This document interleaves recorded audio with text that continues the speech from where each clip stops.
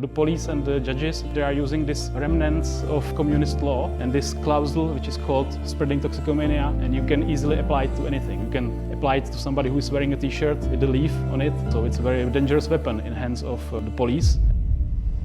We are trying to change laws and even minds through education and spreading the knowledge. From January 2026, we should have 3 plants per person, which is a huge step in the right direction. You need smart people who can talk with politicians, who can dress in suits, but still you need to have this good nature in it, so don't do all the things only for profit.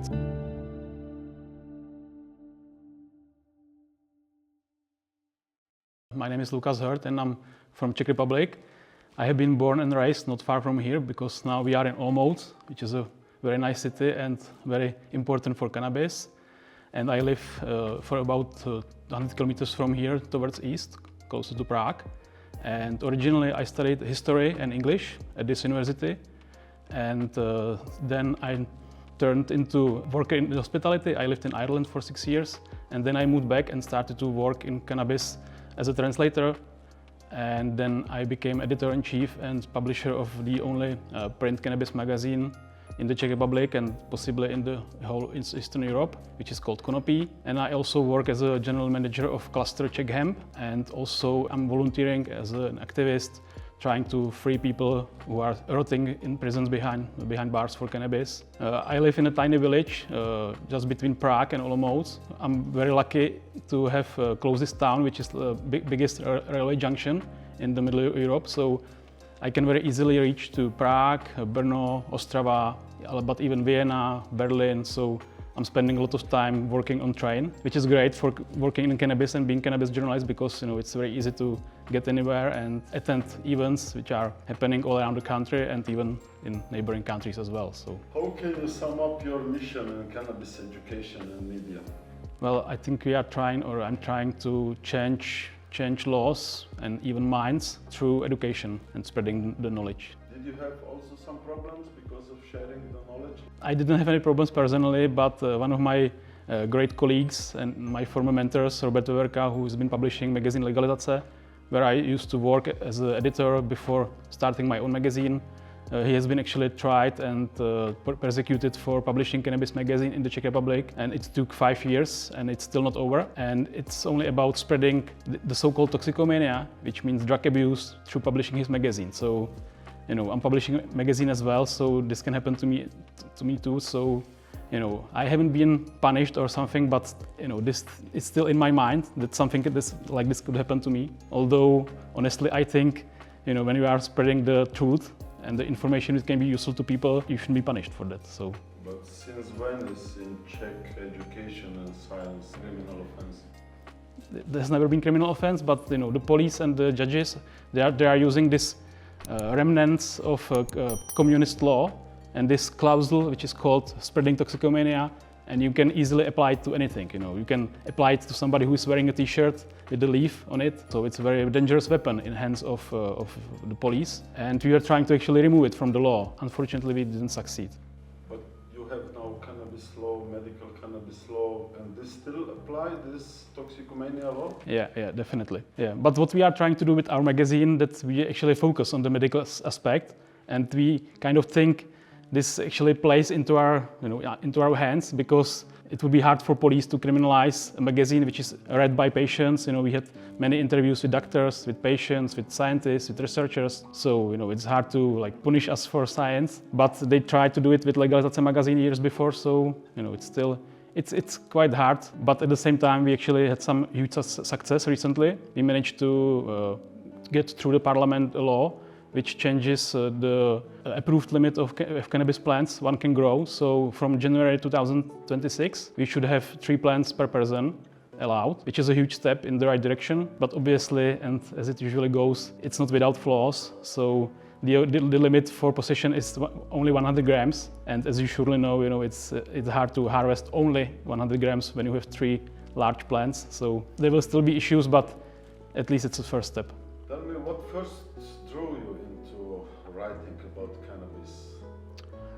I think it was a need to get the information from English sources into Czech. So I was approached by many people who were looking for information about how cannabis can help them with various diseases.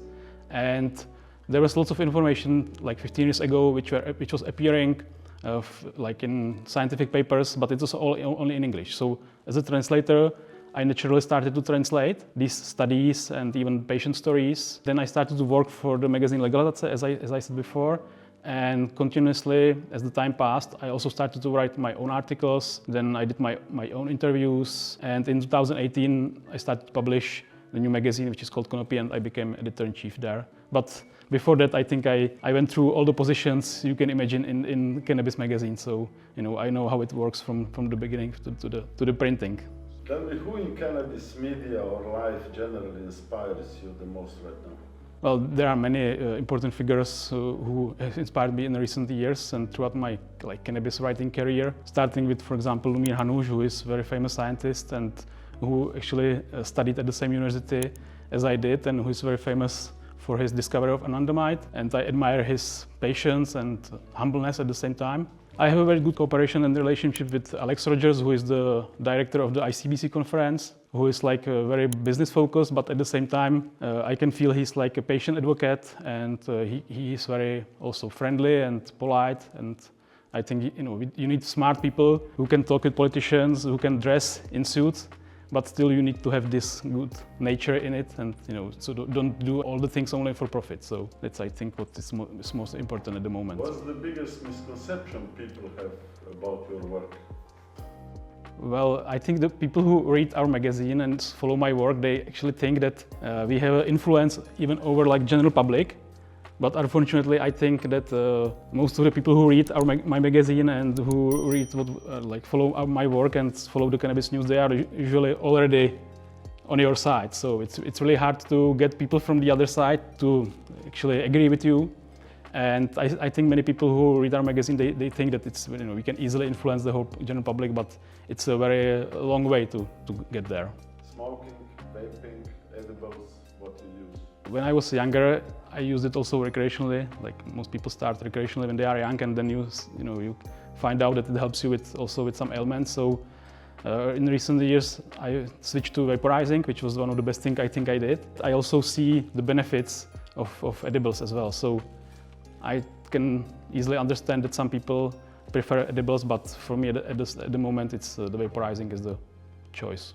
What is your medical condition for medical cannabis? For what can be prescribed in Czech? I was diagnosed and I had the prescription for chronic gastritis, which is like pain in the stomach. You feel like you want to, it's full all the time, and you need to eat very carefully and regularly. And also it's connected with lack of appetite.